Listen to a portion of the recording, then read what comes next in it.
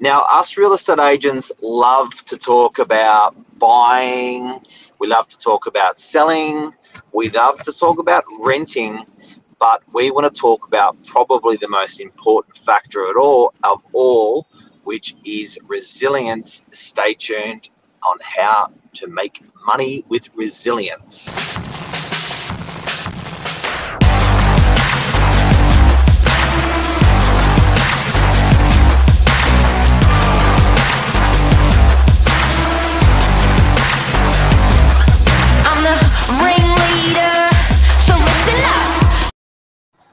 Good morning, everyone. Welcome to Morning Minutes by myself, Michael BURGIO, Mark Novak, episode 479. Action on the road this morning. Where's the clapper? Clapper. Resilience. I think that's probably one of the biggest words in real estate, resilience, and probably in life as well. I think that sometimes, I know from my personal experience, you think buying a property, I don't know, you think it's good. You probably think it's better than it is because there's so much build up to buying it and so much thought to buying it. And then when you bought, you're sort of like, what do I do? Should I do this? And then you sometimes overthink it. And we see it a lot with clients. They think they're smarter than the market. And then they're like, I'm going to sell and buy up in Queensland. So often they've saved like 8 years, 10 years to buy a property, and then they're doing something a bit quirky or selling and doing something else. But resilience, doing nothing is sometimes the hardest thing, and just letting it be time in the market rather than the timing of buying in the market. So I think this is I think people get what I'm trying to say. Look, guys and girls, you're probably looking at been around in real estate a long time.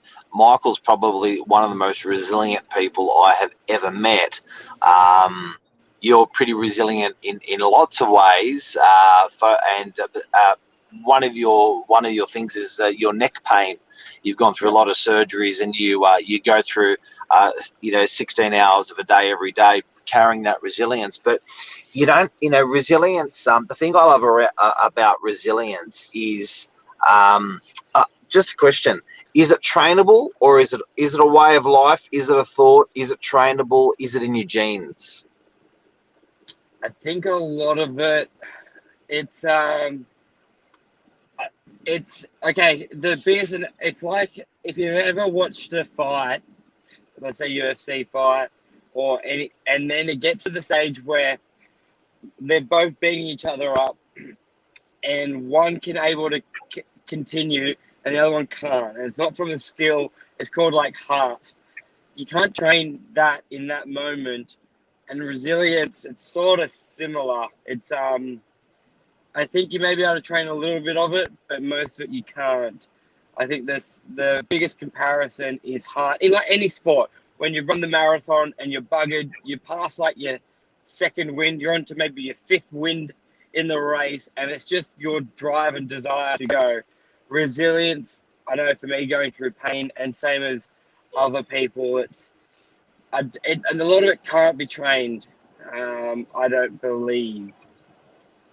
Because I know both my daughters have gone through the same school, and probably the thing that I hear most through their school, girls' school, is resilience. It's a big thing in their curriculum, their day-to-day attitudes and stuff like that. But I think, and of course this is tied back to property, but it is definitely tied back to bloody a lot of other things.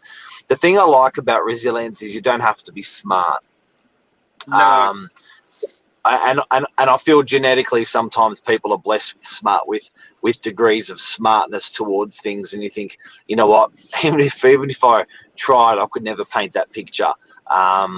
The thing I like about resilience, the thing that I like about which also, when we were talking off air before, we tied to it toughness and stamina. The thing that I like about it is I think if you're passionate enough, and I think if the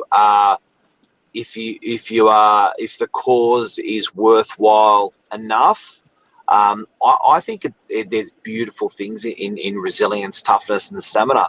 I think in marriages, I think in training and exercise, in relationships with your kids, friendships, that sort of resilience and toughness and stamina to sort of sail through the bad times, so you can get through to the good times that are on the other side of the hill are bloody important.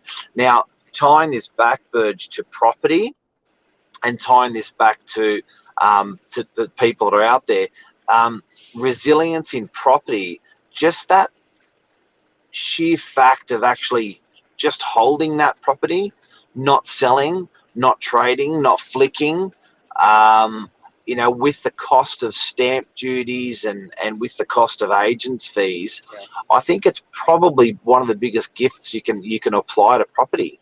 Yeah, yourself. and I was just thinking in my head, just that analogy of taking what we're talking about resilience and then putting it in property. It'd almost be like, let's say there was a person at school, let's say they used to pick on you, and a lot of people, if they were getting picked on, they may change schools, could hurt themselves. They do a lot of other stuff that's harmful for them, but there's not many people who would just sort of ignore it, plow through, still smile, maybe even, and then you convert that to property, because when you've bought a property, it's non-stop.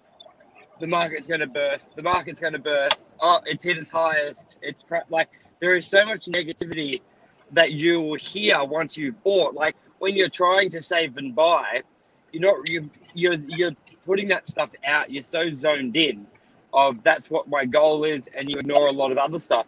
But once you've bought, it's almost like the floodgates come in, and you're constantly hearing, can the market go any higher? And then the way you could have been bullied at school is then how you just hear everything negative about the property market. So just like at school, plowing through, head down, you've got to do the same in property. Just head down, ignore all the talk, because it's always going to be there. I think I had the penny drop for me in real estate was when I saw an article in 1987 which said something about it was along the lines of the market's going to burst or first home buyers are priced out. It was literally like the same headline and article I read the day before, and I was like, fuck, this shit's they're just cycling through. They're just going to keep saying it because you probably think you're always unique. You probably think when you've bought what you're hearing, no one else has gone through it before. You're the only one. You're the greatest, sort of thing. But when you realize it's the same stuff being said in the media for the last 10 years, 20 years, 30 years, then you can sort of help zone it out. So head down, bum up, zone it out, and just power through.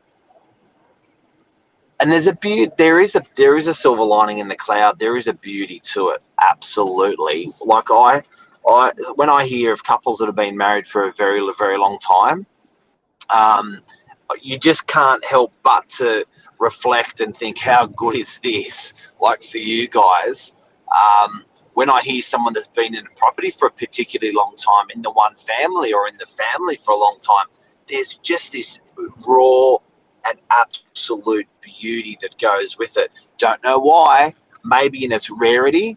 That's why it's so beautiful. But it's pretty interesting. Luke's just saying, love the floodgates, plowing the property. Plowing the property is a good one because you're literally, it's like a farm. You sow the seeds, you plow, you sow the seeds, you plow, you sow. You reap, you plow, you sow, you reap, and you just keep doing that in the farm over and over and over. So resilience is very important, guys, and we don't talk about it enough.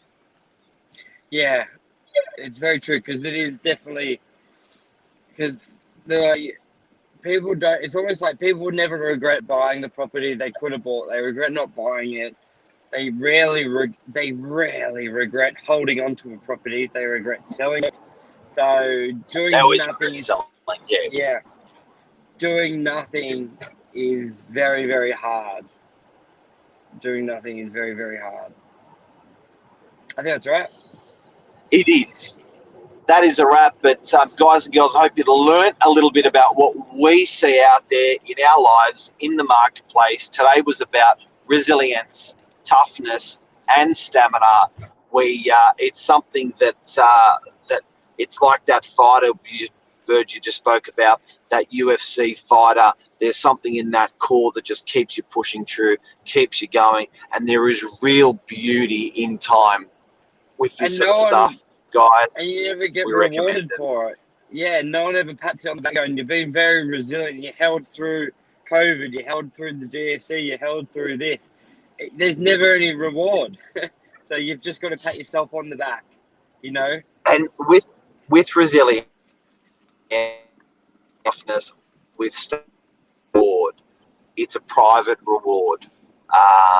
You know, it's a when your property is has doubled in value, often your best buddies aren't going to pat you on the back, nor your family or friends. But it's a private award. It's a private reward. Toughness is a private reward, and stamina is a private reward. It's a good point, because they're rewards that you've just got to stop sometimes and enjoy the view or smell the coffee or whatever it is, because nobody's going to do it for you. Very true. Alrighty, that's a wrap. Take care, everyone. Cheers. See ya. Thank you, everyone.